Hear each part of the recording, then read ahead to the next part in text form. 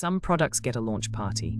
Claude Fable 5 got a launch party, a standing ovation, and then, about 72 hours later, a federal off-switch.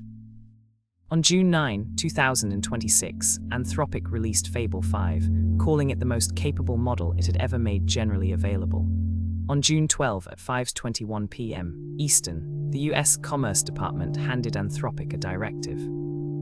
By that evening, Fable 5 was gone. Not throttled, not regionally restricted, gone, for every customer on Earth. Existing sessions ended mid-sentence with errors. New ones quietly fell back to older models, like a sports car owner being handed the keys to the family sedan. This is the first time the US government has reached into the market and pulled a commercial AI model off the shelf. So let's take the clock apart and see why the second hand started spinning backwards. Think of Mythos as the high-security prototype, and Fable as the consumer model built on the same engine. Mythos is Anthropic's frontier system that first surfaced in April 2026 through a deliberately tiny, vetted program called Project Glasswing, roughly 50 organizations, heavy on cybersecurity, defenders, and big infrastructure partners, reportedly including AWS, Microsoft, Apple, and CrowdStrike. The pitch: give the good guys a model powerful enough to find software vulnerabilities before attackers do. Claude Fable 5 is the public face of that same Mythos lineage, released June 9 alongside Mythos 5.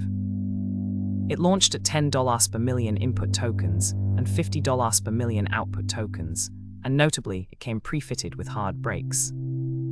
Ask it for help in genuinely dangerous territory, cybersecurity exploitation, biology, chemistry, weapons distillation, and it simply refuses, handing the conversation back to the older, tamer Claude Opus 4.8.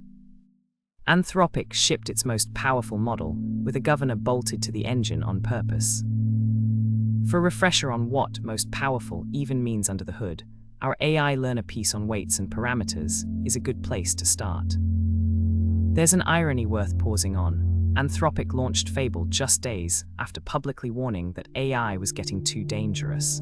It then released the most capable thing it had ever built. Both things were true at once, which is more or less the whole mood of 2026. Tuesday, June 9, Fable 5 and Mythos 5 go generally available across the Claude API, Oars, Bedrock, Vertex AI, and Microsoft Foundry. Thursday, June 12, 5:21 p.m. Commerce Secretary Howard Lutnick issues an export control directive. Both models are now subject to export controls to any location outside the U.S. and to all foreign persons inside the U.S. A license is required for export or even domestic transfer. Thursday evening, Anthropic complies and disables Fable 5 and Mythos 5 for everyone. All other Claude models keep running normally. 3 days from our best model yet to please update your integrations. Here's the spark. According to Anthropic, an unnamed company demonstrated a way to jailbreak Fable 5 to slip past its safety governor. The method, as Anthropic describes it, was almost mundane. Ask the model to read a specific codebase and fix any software flaws, which nudged it into surfacing a handful of minor, already known vulnerabilities. The government's concern is the category of capability. An AI that can autonomously hunt for security holes is a tool for defenders and attackers alike. Wider access means more surface area for misuse. That's the national security logic, and it didn't come out of nowhere. Back in May, the White House had already told Anthropic to pause Project Glasswing's planned expansion from -50 to -120 organizations. The stated worries were twofold: the offensive cyber risk, and a strikingly practical one, whether Anthropic even had enough compute to serve 120 organizations and the federal government at the same time. So the June directive wasn't a bolt from the blue. It was the loud version of a brake the government had already been tapping. Anthropic complied, and then, politely but unmistakably, disagreed in public. In Anthropic's words, "We disagree that the finding of a narrow potential jailbreak should be cause for recalling a commercial model deployed to hundreds of millions of people." It also noted the government's evidence. Its core argument, the jailbreak was narrow and non-universal, and the capability it exposed is widely available from other models, explicitly name-checking OpenAI's GPT-5, was largely verbal, apologized to customers for the disruption and pledged to work toward restoring access. The deeper worry Anthropic raised isn't about one model. It's that if a single, narrow jailbreak, of a kind every frontier model is susceptible to, becomes grounds for yanking a product, then no frontier model is safely shippable. That standard, applied evenly, could freeze new releases across the entire industry. Has long controlled the export of sensitive technology, but this is the first time it has effectively reached in and restricted the rollout of an American AI model based on policy judgment, not a past law, not a. Strip away the specifics and you're left with a precedent.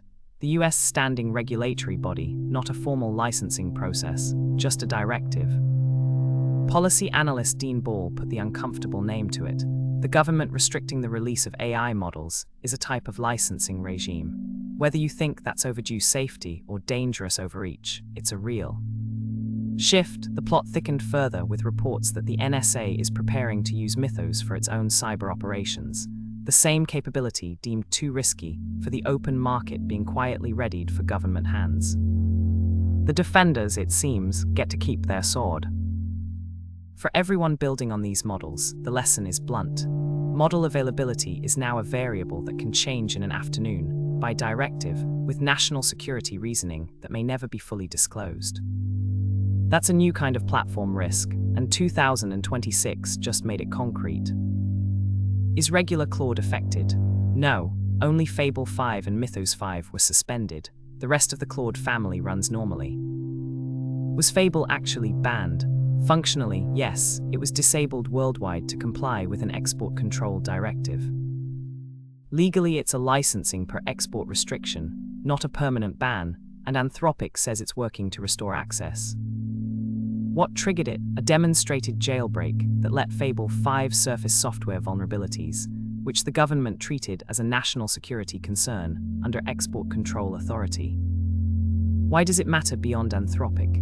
It's the first US government restriction on the rollout of a commercial AI model, a precedent that could shape how and whether future frontier models ship.